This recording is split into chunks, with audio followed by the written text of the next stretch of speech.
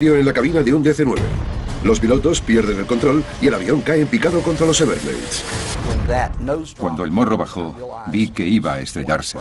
Un MD-11 se estrella después de que la cabina se llene misteriosamente de humo. El avión se quemaba. A las 2 horas de vuelo, un DC-9 se llena de humo y todos los sistemas eléctricos fallan.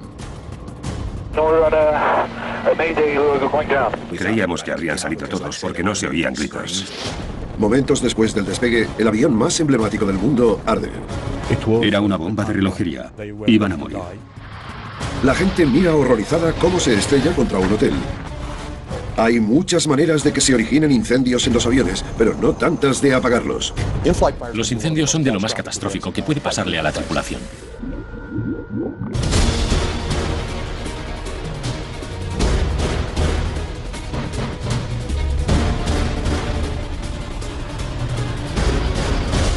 ¿Por qué se estrellan los aviones?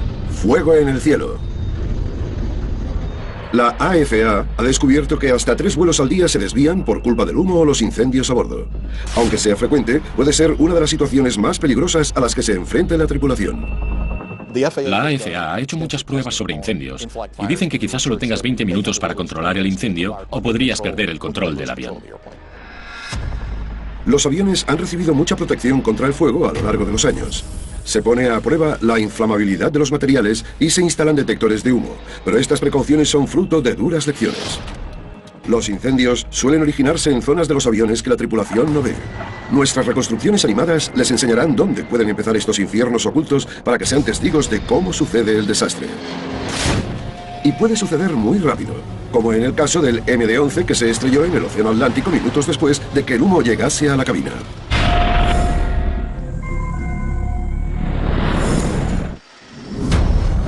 2 de septiembre de 1998. Los pasajeros del vuelo 111 de Swissair van desde Nueva York hasta Ginebra. El avión sobrevuela la costa canadiense cuando los pilotos huelen humo en la cabina de mando. Bill Pickerel está de controlador aéreo y es la última persona que establece contacto con el vuelo 111. Estábamos al final del turno. Sobre las 10:15 de la noche, hora local, otro de los sectores del centro nos dijo que un vuelo de Swissair había comunicado un pan-pan porque había humo en la cabina de mando. Los pan-pan significa que hay una urgencia, pero que no hay peligro de muerte inmediato. Como precaución, al vuelo le dan permiso para efectuar un aterrizaje de emergencia en el aeropuerto de Halifax, en Nueva Escocia. Al principio parecía un procedimiento bastante sencillo. La transmisión por radio fue muy profesional y tranquila. No parecía haber ninguna urgencia. Cuando se preparan para descender, el humo de la cabina se vuelve más denso. Con el peligro en aumento, los pilotos tienen que tomar una difícil decisión. El piloto dijo que necesitaban perder combustible. Estaban a unos 4.800 metros de altura. Lo del combustible complicó mucho la situación. Aligerar el peso lo máximo posible es una buena decisión. Es mejor para el avión. Pero retrasar el aterrizaje podría poner el vuelo en un peligro aún mayor. A los pasajeros les han dicho que van a desviarse, pero en su sección no hay humo y no saben que en la cabina de mando la situación es terrible. Siguiendo la lista de control en caso de humo, los pilotos cortan la energía de la cabina. Si es un incendio eléctrico, eso podría anular la energía de la fuente. Pero el humo es cada vez más denso, entonces falla el piloto automático. Los pilotos se ponen las máscaras de oxígeno. Ya sabían que tenían problemas graves y que tenían que aterrizar cuanto antes. En cuanto sobrevolaron el agua, les sugerí que empezasen a soltar combustible. También fue cuando, sin que lo supiese, el avión empezó a tener fallos críticos del sistema. El avión empieza a perder altitud. Perdieron varios sistemas fundamentales en un minuto. Perdieron el contacto por radio y, poco después, el transpondedor. En la cabina se desencadena una pesadilla. El fuego ha atravesado el techo, del que gotea aluminio fundido hasta la cabina de mando. Pierden el control del avión y se precipitan hacia el océano a 555 kilómetros por hora. El choque es tremendo. No hay supervivientes. El avión se rompe en 1000 pedazos y solo quedan pequeños restos flotando en la superficie. El resto desaparece en el Atlántico. Queda claro que no es una misión de rescate, sino de recuperación. Intrigados por la tragedia, los investigadores quieren recuperar los restos. Sabíamos que si encontrábamos el origen del incendio y el combustible que lo alimentaba, encontraríamos los problemas de seguridad que había que identificar. Pero las respuestas a cómo empezó el incendio y qué se quemó yacen en el lecho oceánico. Los restos del avión estaban a unos 55 metros bajo la superficie del océano y esparcidos. No sabíamos exactamente dónde estaban ni a lo que nos enfrentaríamos para recuperarlos. El primer reto es encontrar las cajas negras. Consiguieron localizar y recuperar las 2 cajas negras. Pero hubo un contratiempo, porque el fuego había quemado tanto la grabadora de datos de vuelo como la grabadora de voz de la cabina 6 minutos antes de que el avión se estrellase. Fue decepcionante. Sin información nueva sobre los últimos 6 minutos, los investigadores dependen de los restos para hallar respuestas. Reconstruir el avión para averiguar qué pasó no es el procedimiento estándar. Pero en nuestro caso en concreto, la única forma de saberlo era coger las piezas que pudimos recuperar, identificarlas y recolocarlas en una estructura similar al avión original para poder buscar patrones del fuego en las piezas quemadas e intentar localizar el origen del incendio. Pero ¿cómo pudo entrar el fuego en la cabina, la zona más protegida del avión? La respuesta conmocionó a la industria aeronáutica. Había indicios de que el material aislante del avión se había quemado. En principio no debería arder, pero enseguida dijimos que el material es lo que propagó el fuego, lo que lo calentó tanto y lo que hizo que el avión se estrellase en el océano. En 1998, miles de aviones volaban con el mismo material aislante. El fuego había dañado la parte sobre la cabina de mando. Y eso les sorprendió porque se hacen pruebas para asegurarse de que las capas termoacústicas no arden, pero aún así se quemaron. Cogimos el material, le acercamos fuego y, ¡oh, sorpresa! Resulta que ardía. Y no solo ardía, es que se quemó por completo y echó humo. Los investigadores se apresuran a descubrir qué prendió el aislamiento antes de que pase en otro avión. A continuación, ¿encontrarán respuestas en los millones de trozos del avión antes de que sea demasiado tarde?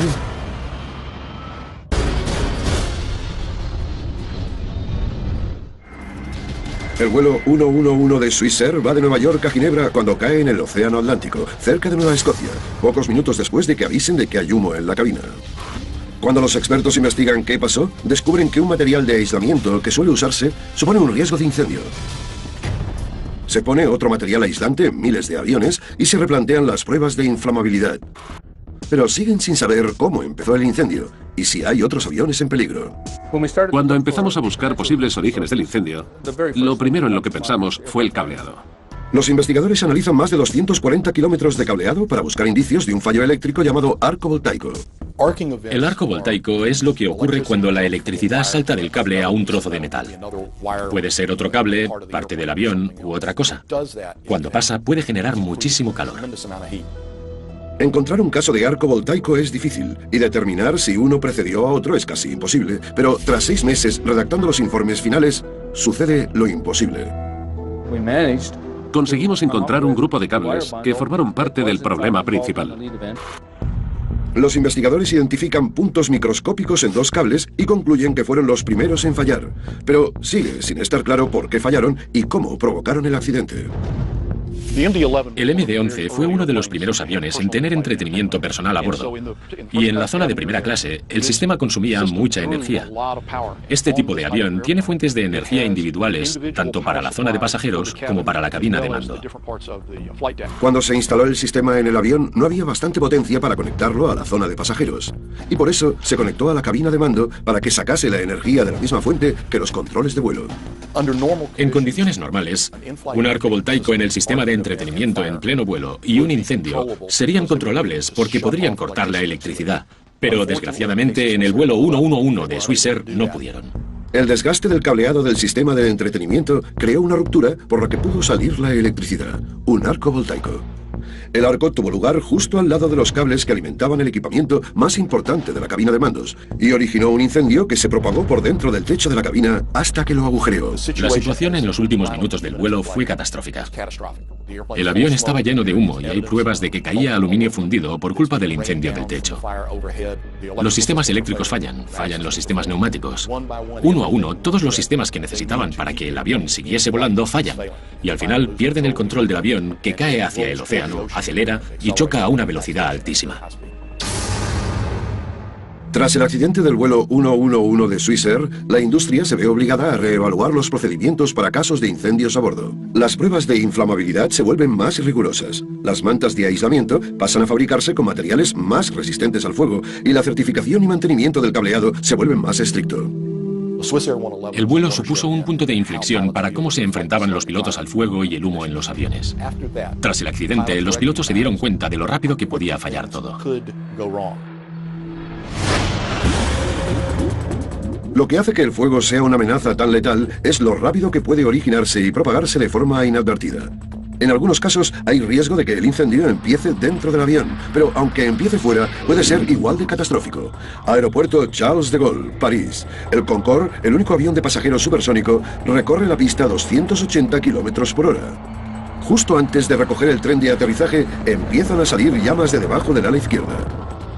Los testigos ven que el avión, que vuela abajo, se mueve vacilante por el cielo, dejando un rastro de llamas tras él. Apenas 2 minutos después de despegar, el avión de pasajeros más famoso del mundo se estrella contra un hotel. Estaban condenados. Lucharon hasta el último momento, pero no podían hacer nada.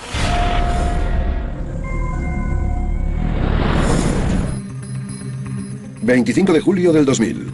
El vuelo 4590 de Air France se prepara para despegar desde el aeropuerto Charles de Gaulle de París para volar hasta Nueva York. La gente se detiene a mirar cómo el Concorde se prepara para despegar. Nadie sabe que van a presenciar un desastre. Se preparan para despegar.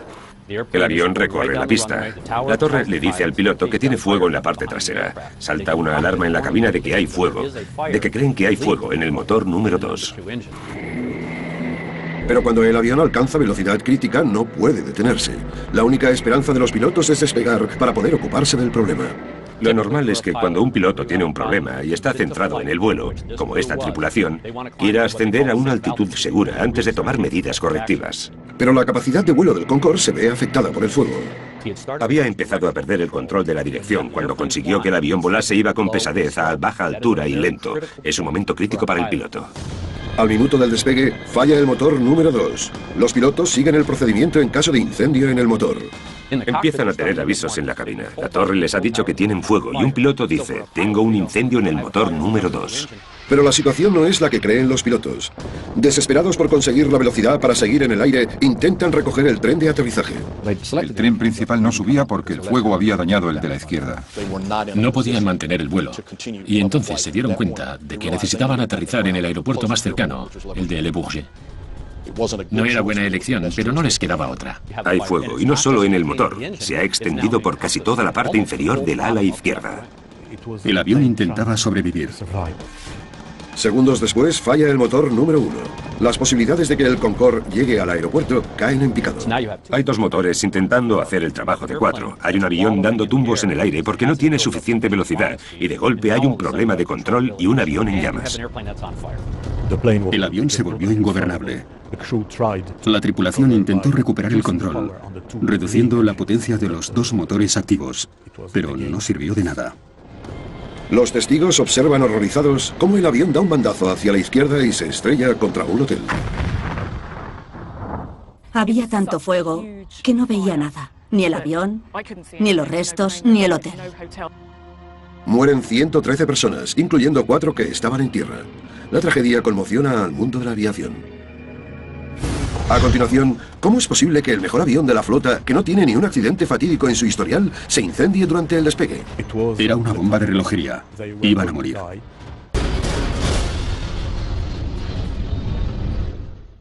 Un icono del mundo de la aviación estalla en llamas durante el despegue y se estrella. Nos dicen de Associated Press que un Concorde de Air France se ha estrellado contra un hotel cerca de París poco después de despegar. Fue un infierno, todo un caos. Inmediatamente después del accidente del vuelo 4590 de Air France, cerca de París, expertos e investigadores de la aviación se ponen a desenterrar pruebas de entre los restos ardientes. Era una pesadilla. Cuando llegué al lugar del accidente sabía que los cadáveres ya no estaban allí, pero la muerte estaba por todas partes. Cuando localizan las grabadoras de datos y voz, los investigadores se las llevan para analizarlas. Ninguna estaba en muy buenas condiciones, sobre todo la de datos. Al principio no descubrimos mucho, pero poco a poco empezamos a reconstruir el caso. El lugar del accidente no es el único sitio donde los investigadores buscan pruebas. También le prestan atención a la pista de despegue. Los rastros de hollín y combustible que hay en la pista son indicios de que hubo una fuga de combustible que podría haber alimentado las llamas, pero ¿a qué se debió la fuga? Encontramos parte del tanque y trozos pequeños del avión. También encontramos algo que no era del avión. Era una tira de metal. No era del Concorde y no pintaba nada en la pista. Al principio no está claro cómo el trozo de metal pudo contribuir al accidente hasta que descubren otra pista crucial. Es como un rompecabezas. Lo que encontraron al juntar las partes del neumático que había en la pista es que el patrón encajaba con el trozo de metal. Tenía sentido que el neumático hubiese pasado sobre el trozo. La forma de los daños del neumático encaja claramente con la forma del trozo de metal de la pista. Los investigadores examinan docenas de aviones para intentar averiguar de dónde pudo salir el trozo de metal. Encontraron el avión y también el lugar de donde salió el trozo. Encuentran un DC-10 Continental al que le falta una banda. La banda era un refuerzo que se soltó cuando el avión despegó poco antes que el Concorde. Los investigadores están convencidos de que han identificado una parte crucial de la secuencia del accidente. Pero la pregunta sigue ahí. ¿Cómo es posible que un neumático dañado desencadene un accidente mortal? Greg Fife es investigador de accidentes y fue asesor de Continental Airlines en otro caso. Al ir a unos 320 kilómetros por hora, cuando el neumático reventó tras pasar por encima del trozo de metal, se convirtió en metralla y los fragmentos pequeños y grandes de goma chocaron contra la parte baja del avión. La goma golpea la parte baja del ala y bajo el revestimiento hay un enorme tanque de combustible. Cuando los trozos de goma golpearon la parte baja del tanque, no lo perforaron, pero produjeron ondas de choque que ejercieron presión sobre el tanque. Estas ondas generaron un exceso de presión que se expandió dentro del tanque, explotó de dentro a afuera y creó un agujero por el que salió el combustible. Un camión que pasaba por allí graba cómo el combustible sale a chorro del ala y se esparce por el aire, donde se vaporiza y prende. Cuando el fuego se enciende, no hay quien lo pare. Conforme se acentuaba el alabeo, su capacidad de mantener la estabilidad de vuelo bajaba y el morro empezó a caer. 10 años después del accidente, Continental Airlines y 2 empleados suyos van a juicio en París por homicidio involuntario.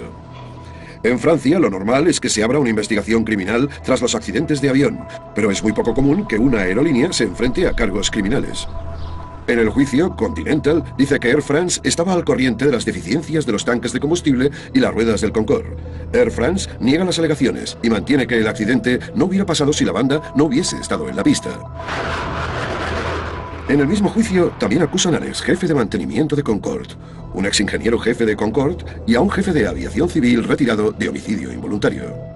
El juicio puso a debate el papel de varios factores, incluyendo los restos en la pista, la carga de combustible, el peso del equipaje, las prisas y un separador de neumáticos que faltaba. Los accidentes son cadenas de sucesos. Todos los accidentes lo son. Este fue una cadena trágica de varios sucesos. El juicio ayudó a sacar a la luz una confluencia de factores que pudo haber contribuido a desencadenar el accidente. A finales de 2010, un tribunal francés declara a Continental Airlines y a uno de sus soldadores culpables de homicidio involuntario. Los demás acusados quedan absueltos. A Continental le ponen 200.000 euros de multa y ha de pagar a Air France 1 millón más. John Taylor, el soldador, recibe una pena de prisión suspendida de 15 meses por saltarse las normas de la industria y forjar el trozo de metal que cayó. No creo que el trozo de metal hiciese que el avión se estrellase. Creo que contribuyó a que pasase el accidente, pero no creo que fuese la única causa del mismo. Incluso antes de que salga el veredicto, la industria de la aviación decide hacer cambios drásticos de seguridad. Ahora los restos en las pistas se consideran amenazas aún mayores. Los fabricantes empiezan a producir neumáticos resistentes a los estallidos y se refuerzan los tanques de combustible. Pero para el Concorde fue el principio del fin. 3 años después del accidente, retiran el avión. Para mucha gente este avión era un símbolo. Y cuando se acabó la era del Concorde, sintieron que perdieron algo. A continuación, estalla un incendio en la cabina de un DC-9 momentos después del despegue y cae en picado hacia los Everglades de Florida.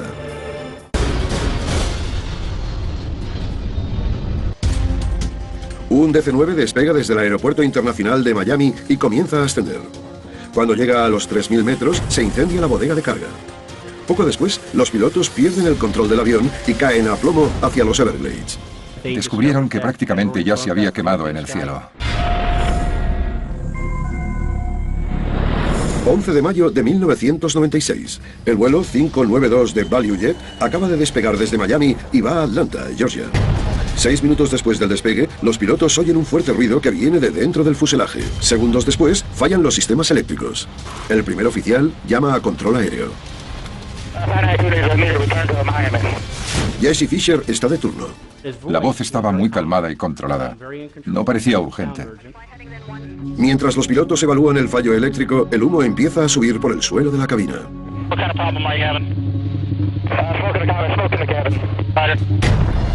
El humo llega a la cabina de mando. Por fin el avión se estabiliza. Empieza a virar y el piloto se pone más intenso cuando habla. Sin sistemas eléctricos, los pilotos luchan por mantener el control. Conforme intentan volver a Miami, el fuego empieza a salir por el suelo de la cabina. Está más agobiado. Tengo el corazón a 1000. Le dije que fuese directo al aeropuerto. Dijo que necesitaba vectores y yo pensé, mala cosa. Hay tanto humo que no ve los instrumentos. Le di los vectores para que volviese. Para volver tenía que dar un rodeo lento, pero seguía yendo rápido. A los 290 metros de altitud dice, necesito ir al aeropuerto más cercano. Está a unos 4 o 5 kilómetros más cerca del Dade Collier. Pero a esa velocidad y altitud puede llegar a Miami, que tiene sus recursos. Equipo para incendios, médicos. El Dade Collier está en los Everglades y ahí no hay nada. Walton Liddell está pescando en los Everglades y se da cuenta de que al vuelo 592 le pasa algo muy grave. Oí el ruido del avión. Miré a mi izquierda y vi un avión enorme que volaba muy bajo. Era raro. Pensamos que seguramente se estrellaría en el aeropuerto. Vi que el ángulo de alabeo era cada vez más abierto, hasta que llegó y se pasó de los 90 grados. Así que el avión se puso boca abajo. Cuando el avión alabea a ese ángulo, las alas no le pueden proporcionar la elevación necesaria y pierde altitud. Si las alas están equilibradas, toda la elevación contrarresta la gravedad. Cuando el ángulo de alabeo es de 45 grados, solo contrarresta la mitad. Cuanto mayor es el ángulo, menos elevación contrarresta la gravedad y es más difícil mantener la altitud. Había algo que cambiaba demasiado rápido para que los datos del radar le siguieran el ritmo. De 2.700 metros pasó de golpe a 304. Eso es un desastre. Fatal. Es un índice de descenso de avión de caza. Son 243 kilómetros por minuto, que es una barbaridad. Cuando el morro bajó, vi que iba a estrellarse. El avión no vuelve a comunicarse. Sabía que habían caído. Me sentí inútil. El avión desapareció por el horizonte. Y justo después apareció una ola de agua enorme que se alzó como si estuviera en la playa. Las 110 personas a bordo mueren. Van a ver imágenes en directo del lugar del accidente. Esa zona de tierra chamuscada rodeada de agua en los Everglades. Quedan muy pocos restos. Los investigadores se pasan semanas peinando el pantano buscando pistas. Encontraron más restos y pudieron inspeccionar la bodega de carga delantera. Vieron que el suelo del fuselaje estaba muy quemado. Había muchos daños por el fuego, que alcanzó temperaturas muy altas. Parece que el fuego empezó en la bodega de carga, pero nadie sabía cómo se había propagado. Estas bodegas de carga están diseñadas para contener incendios. ¿Por qué el revestimiento no contuvo el fuego? Los investigadores revisan los registros para ver qué llevaban en la bodega. Encuentran correo, 3 neumáticos para otro avión de ValueJet y entonces algo sospechoso. Vieron que había generadores de oxígeno y encontraron pruebas de que algunos estaban descargados. Eso explicaría por qué el sistema de contención no funcionó. Dentro de la bodega encuentran los restos chamuscados de 9 botes activados. Los generadores de oxígeno producen oxígeno mediante un proceso químico para usarlo en caso de descompresión. Según la Junta, no estaban bien asegurados para el transporte. Resulta que, según parece, fue toda una chapuza. Pero, ¿qué provoca el incendio? Según la Junta Nacional de Seguridad del Transporte, un obstáculo, como un bache en la pista, hizo que las palancas de los botes golpeasen la pequeña carga en los tapones. El impacto genera una pequeña explosión e inicia una reacción dentro de los recipientes. Se genera oxígeno que se libera dentro de la bodega. La reacción también produce calor, que alcanza temperaturas de hasta 260 grados. La combinación del calor y el oxígeno puro crea un incendio voraz. Dentro de la bodega, el oxígeno puro le permite al fuego atravesar el sistema de contención y penetrar en la cabina, derritiendo las vigas del suelo bajo los pies de los pasajeros. Descubrieron que prácticamente ya se había quemado en el cielo. Hubo un fallo. Hubo una serie de fallos comunicativos. Se realizaron muchos cambios de seguridad a raíz de esto. Ahora está prohibidísimo transportar generadores de oxígeno por vía aérea, y los compartimentos de carga de clase D pueden detectar incendios. Se presentan cargos federales contra el encargado de mantenimiento de ValueJet. Cybertech se acoge al derecho a no contestar sobre la acusación de manejar materiales peligrosos de manera inapropiada. También se enfrenta a 24 cargos federales, pero solo lo condenan por uno: no entrenar a los empleados en el manejo de materiales peligrosos. Antes de cerrar los casos, Cybertech quiebra. La AFA le prohíbe volar temporalmente a ValueJet, pero se fusiona con AirTran Airways y luego la compra Southwest. Cuando volamos, hay mucha gente que afecta a la seguridad del avión y a la tuya. A continuación, un pasajero huele humo que sale del lavabo. En cuestión de minutos, el piloto tiene que luchar para controlar el avión mientras aterriza.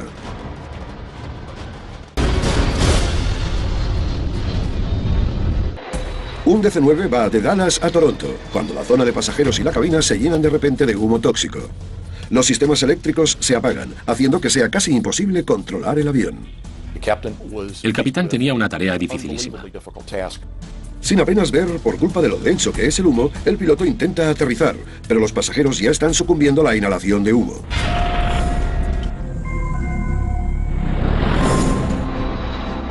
...2 de junio de 1983...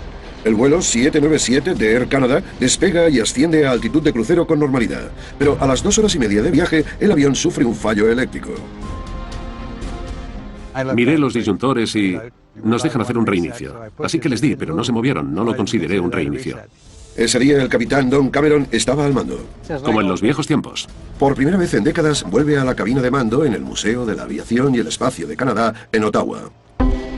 Los disyuntores están conectados al servicio del fondo del avión. Cuando se activan, cortan la electricidad que va al motor del servicio. La tripulación respondió de forma adecuada. Había un problema allí y dejaron los disyuntores activados para que el componente se quedase sin electricidad y eliminar así cualquier problema futuro posible. Por desgracia, los problemas del vuelo 797 solo acaban de empezar. Creo que a la hora y media de despegar, hubo un escándalo en la parte trasera. Me acuerdo de que una de las azafatas fue con un extintor. Empezaron a correr rumores por el avión de que se había incendiado una papelera porque alguien había apagado una colilla allí. El capitán envía al primer oficial, Claude Ouimet, para que evalúe la situación. Miré atrás y no se veía la parte trasera del avión por el humo azulado que había. Claude volvió y dijo: no me gusta lo que pasa. Mejor aterrizamos. Los pilotos se ponen las máscaras de oxígeno y se preparan para un aterrizaje de emergencia en el aeropuerto más cercano, el de Cincinnati.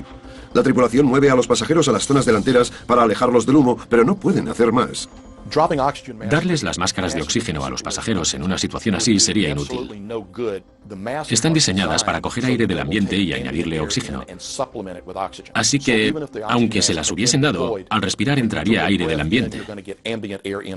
Una azafata vacía un extintor para intentar controlar el fuego, pero no consigue encontrar la fuente del incendio.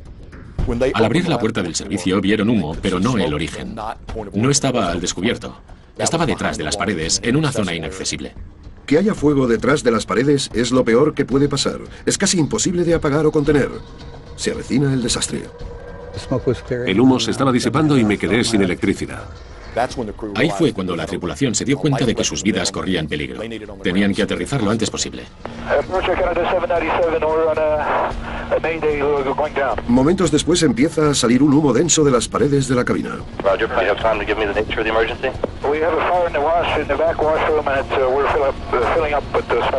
Inundó la cabina enseguida, en unos 10 o 15 minutos.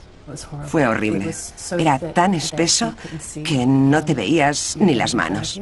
Tenía una sensación ardiente en los pulmones y en la garganta al respirar. Propuse bajar las cabezas.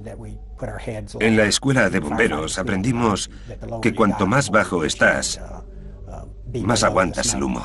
Con poca visibilidad y pocos sistemas de navegación o control activos, el capitán Cameron vuela prácticamente a ciegas.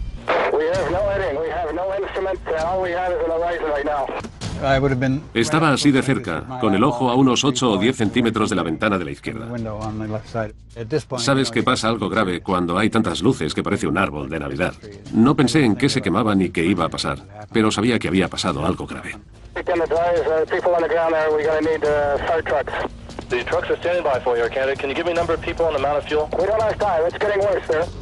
Se notó cuando empezamos a descender porque era una bajada muy exagerada.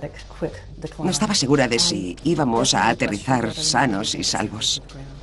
Fue cuando más miedo tuve. El capitán depende por completo del control aéreo para que le guíe hasta el aeropuerto. Roger, you're 14 miles southeast of the airport. Continue your left turn. All right, sir. Present heading is taking you to the field. Me dijo que virase hasta que me dijese de parar. El capitán no veía bien la velocidad y tampoco cuáles eran los pocos instrumentos que le quedaban. Era una situación muy difícil para pilotar. Cuando llegamos, el avión quiso ir más rápido. Cabeceaba y tuve que pararlo estirando.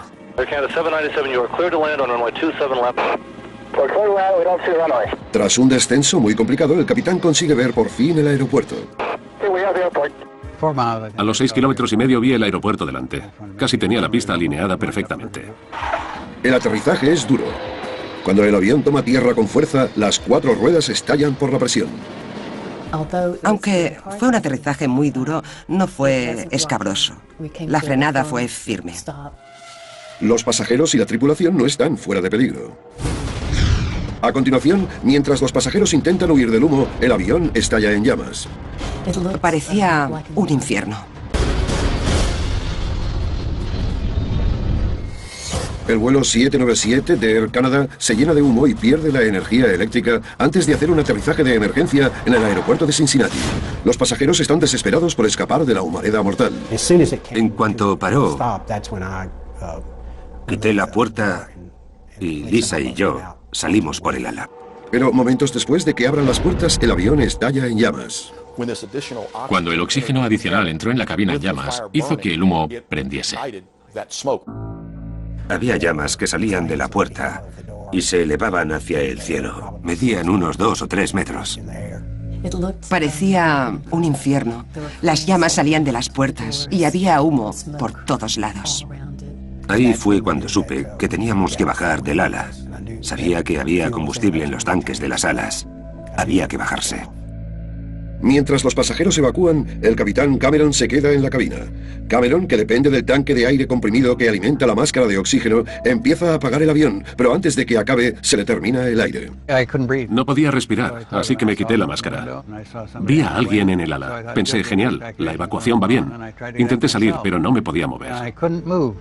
El capitán Cameron se queda inconsciente. Los bomberos tienen que rociarle espuma para despertarlo. Estaba helada y sabía a jabón. Lo siguiente que recuerdo es estar colgando del alféizar con la mano derecha, soltarme y caer. Pero para algunos pasajeros es demasiado tarde. Había 46 personas en el avión. La mitad han muerto. Solo 5 supervivientes están ilesos.